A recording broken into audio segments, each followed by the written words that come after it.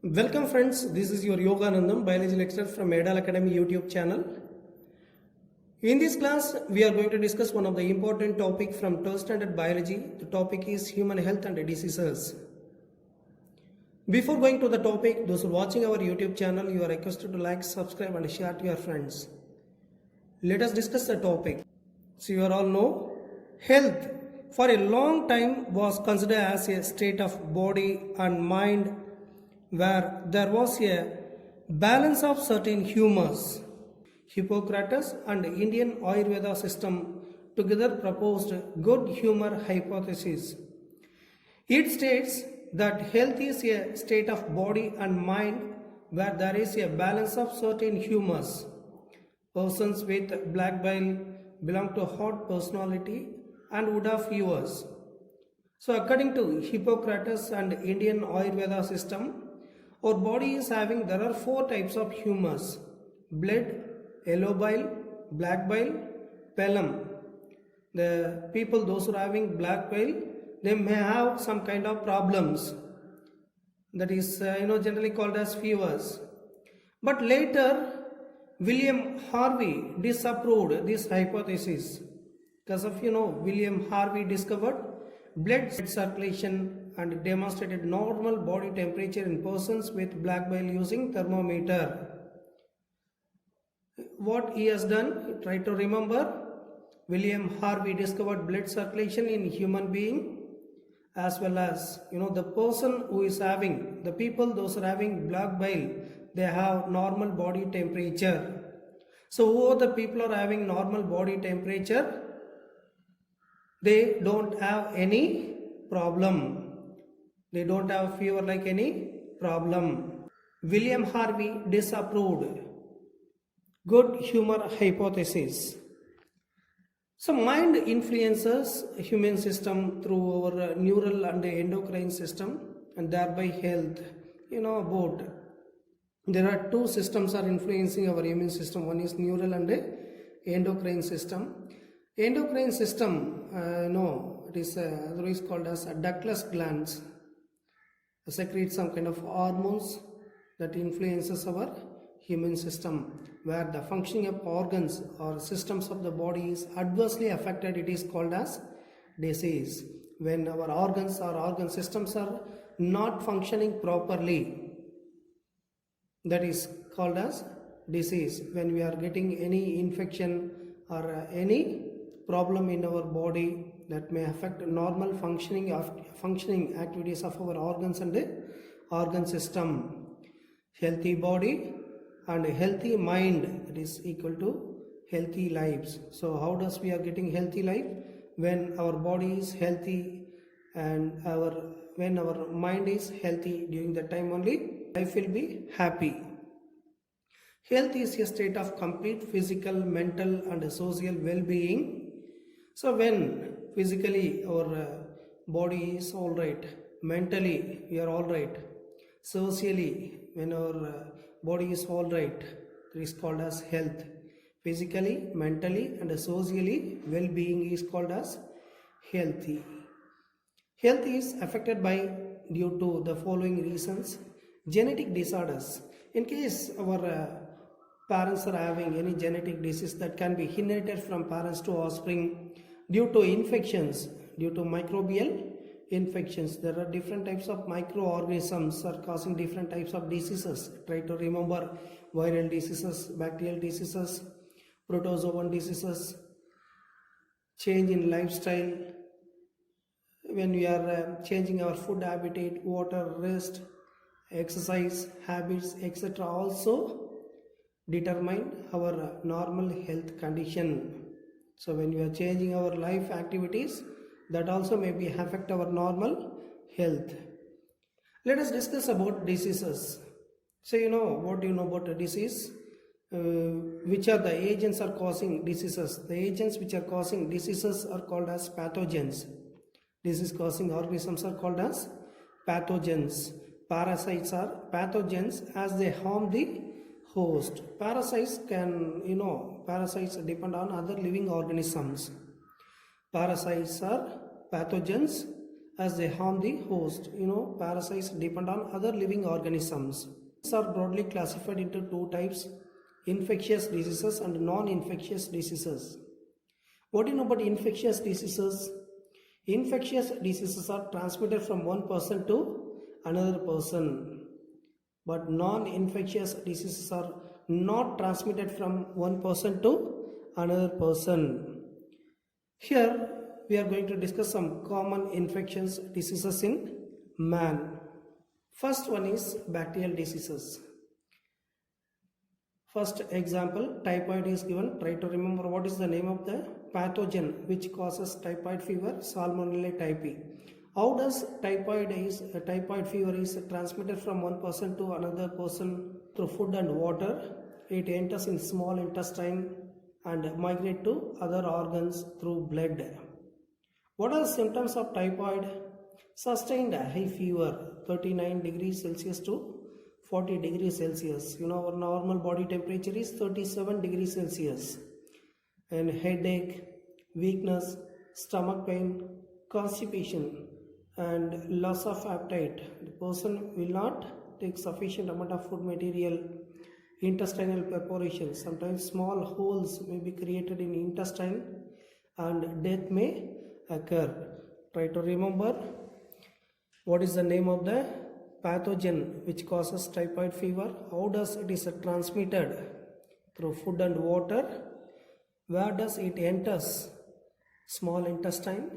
Then it is migrates to other organs. What are the symptoms of typhoid? What is the name of the test that is used to confirm typhoid fever? Viral test. You try to remember what is the name of the test which is used to confirm typhoid fever? Viral test. Mary Mallon, nicknamed as Typhoid Mary, was a professional cook. She was a typhoid carrier who continued to spread the typhoid for several years through the food she prepared. So this term also you try to remember. Mary Mallon, nicknamed as Typhoid Mary, because of she is transmitted. She was spreading typhoid fever for many people so many years through the food she prepared. And then the next bacterial disease is pneumonia. Pneumonial fever infect our lung alveoli. The alveoli get filled with fluid leading to respiratory problem. So when our lung is getting pneumonial infection, thereafter we cannot breathe properly. So due to the accumulation of fluid, our lungs will be losing normal inhaling and exhaling properties. What is the name of the pathogen which causes pneumonia? Streptococcus pneumoniae and Haemophilus influenza. Try to remember what are the two kinds of pathogens, bacterial pathogens which are given. How does this pneumonia is transmitted? Through droplets, inhaling the droplets, aerosols released by an infected person, sharing glasses and utensils with an infected person. When the normal person is standing in front of an infected person, when he is coughing or sneezing, through droplets, the normal person have chance to get this kind of infections. Symptoms, especially pneumonial infection, pneumonia affect our respiratory system. So it causes respiratory problems, fever, chills, cough, headache. In severe cases, lips and fingernails turn grey to bluish color. So that is one of the notable symptom. Try to remember, lips and fingernails turn grey to bluish color. So that is one of the notable symptom of pneumonial fever. So there are several bacterial infections are given, but here only two examples are given. Later let us discuss about some more bacterial infections. Is followed by viral diseases. Common cold is one of the notable viral disease. It infects nose and respiratory passage but not lungs. So it lasts for 3 to 7 days. So when you are getting cold, it lasts how many days? 3 to minimum 3 days, maximum 7 days. So what is the name of the pathogen which causes common cold? Rhinoviruses. Try to remember, rhinoviruses. So the pathogens which cause common cold in human being. How does these viruses are transmitted? Through inhaling droplets resulting from cough or sneezes, through contaminated objects, pens, books, cups, doorknobs, computer accessories, etc. What are the symptoms of common cold? Nasal congestion, loose nose, discharge continuously takes place. You may feel uncomfortable, fever, headache, sore throat, cough, hoarseness, or voice. It affects our voice level also. The infected person maybe feel tired. So are some notable symptoms of common cold. It is followed by protozoan diseases. One of the common example is malaria. There are 4 types of malarial species which are responsible for malarial disease. Plasmodium, what are the 4 types of Plasmodium species? Plasmodium vivax, Plasmodium malariae, and Plasmodium falciparum. Plasmodium falciparum causes most serious malignant malaria. It is very dangerous one. Plasmodium falciparum causes black water fever.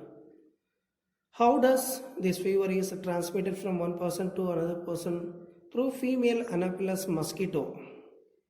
Try to remember, there are different types of mosquitoes are there. Malarial fever transmitted from one person to another person through female Anopheles mosquito. What are the symptoms of this malaria? Hemozoin, it is a kind of toxin released by Plasmodium, causes chill and high fever recurring every 3 to 4 days. Yes, so that is one of the common symptoms. And what is the name of the toxin which is released by Plasmodium species? Hemozoin, causes chillness as well as high fever. Here diagrammatic representation is given. How does it is transmitted? Through female Anopheles mosquito. Now Plasmodium is a digenetic host, can complete the life cycle in 2 different hosts, female Anopheles mosquito and human being. See the life cycle of Plasmodium. Mosquito is responsible for the transmission of malarial fever. It injects sporozoids. Sporozoids are kind of parasites are injected into the human being. Parasites reach the liver through blood. Then asexual reproduction takes place in liver cells. Bursting cells release into blood.